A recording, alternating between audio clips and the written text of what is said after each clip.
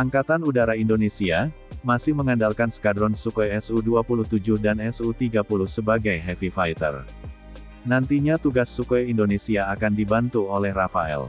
Duet Sukhoi dan Rafael diyakini pas untuk mengawal langit Indonesia.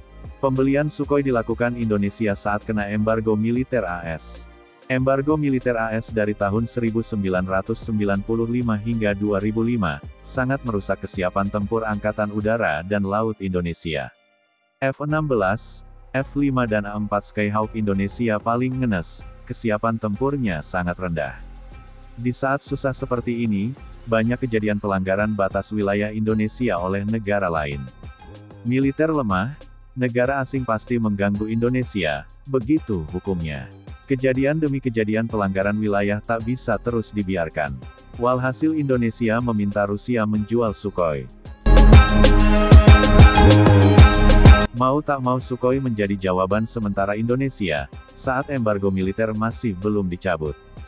Memang membeli alutsista dari Rusia murah di awal, tapi bingung perawatan di belakang. Perawatan jet tempur Rusia terbilang mahal dan ribet.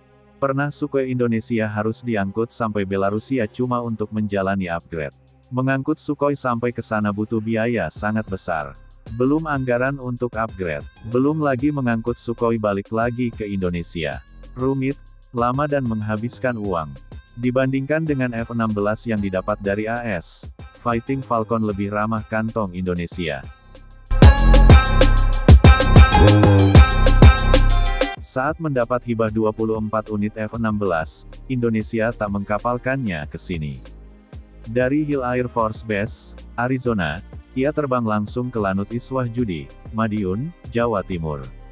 Usai komplit datang 24 unit, Lockheed Martin selanjutnya memberi Indonesia fasilitas MLU F-16.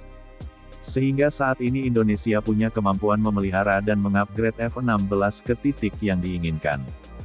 Program Falcon Star MLU pesawat F-16A dan B Block 15 TNI AU, bertujuan meningkatkan kemampuan airframe, avionik dan armanen, serta memaksimalkan usia pakai pesawat F-16A dan B Block 15, yang telah dioperasionalkan TNI AU sejak 30 tahun yang lalu. Sementara uji terbang perdana yang disaksikan langsung oleh Kepala Staf Angkatan Udara tersebut, merupakan fase akhir dari tas pengerjaan program Falcon Star MLU, untuk menguji seluruh hasil pengerjaan yang telah dilaksanakan meliputi struktur pesawat, sistem avionik, dan sistem persenjataan. Upgrade Falcon Star disasarkan ke F-16 Block 15, karena ia yang terkena dampak embargo militer AS paling parah di masa lalu. Supaya F-16 lawas Indonesia bisa terbang normal dan punya kemampuan lebih canggih lagi. Ketika embargo militer itulah Indonesia bersiap mengakuisisi 180 unit Sukhoi. Jaga-jaga jika AS benar-benar tak mau melonggarkan embargo militer. Bahkan negosiasi untuk membeli 180 unit Sukhoi sudah dibicarakan dengan Rusia.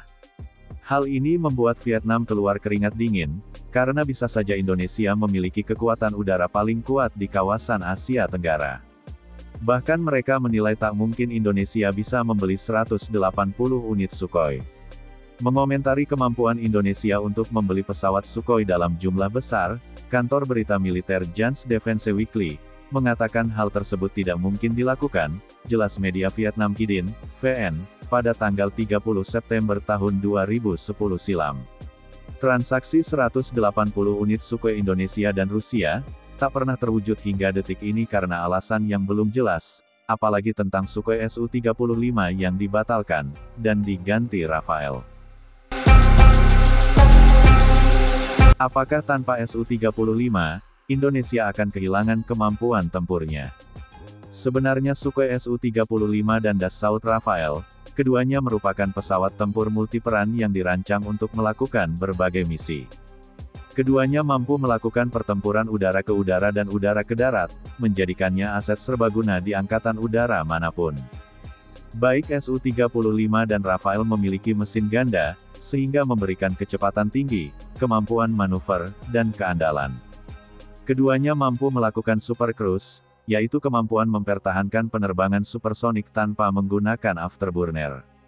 Fitur ini meningkatkan jangkauan operasional dan mengurangi konsumsi bahan bakar. Kesamaan lain antara Su-35 dan Rafael, adalah fokus pada teknologi siluman. Meskipun pesawat ini bukan pesawat siluman seperti F-35, pesawat ini menggabungkan elemen desain, dan material yang mengurangi penampang radar. Kedua pesawat juga dilengkapi sistem radar canggih. Su-35 dilengkapi dengan radar Irbis-E, sedangkan Rafael menggunakan radar Active Electronically Scanning Array RBE-2AA. Sistem ini memberikan deteksi dan pelacakan jarak jauh, kemampuan keterlibatan multi-target, dan peningkatan ketahanan terhadap tindakan pencegahan elektronik. Terakhir, Su-35 dan Rafael, keduanya dirancang dengan fitur otomatisasi dan bantuan pilot tingkat tinggi. Keduanya menggabungkan sistem kontrol fly-by-wire, untuk membantu mengurangi beban kerja pilot, dan meningkatkan keselamatan penerbangan. Selain itu, kedua pesawat memiliki tampilan kokpit dan sistem avionik yang canggih, sehingga memberikan pilot kesadaran situasional tingkat tinggi. Namun demikian, memilih Rafael daripada Su-35, menunjukkan pengambilan keputusan strategis di Jakarta. Untuk menghindari tekanan yang lebih besar pada Rusia, Indonesia memilih untuk mengabaikan tawaran F-16 baru dan bekas, bahkan sebagai pelengkap armada udara mereka.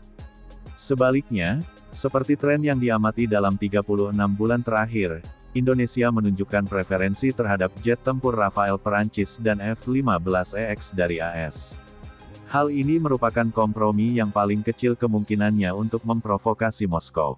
Keputusan ini sangat penting, karena Indonesia saat ini menggunakan Su-27 Rusia yang sudah ketinggalan zaman, sebuah situasi yang tidak dapat diperbaiki karena sanksi ekonomi yang berlaku terhadap Rusia.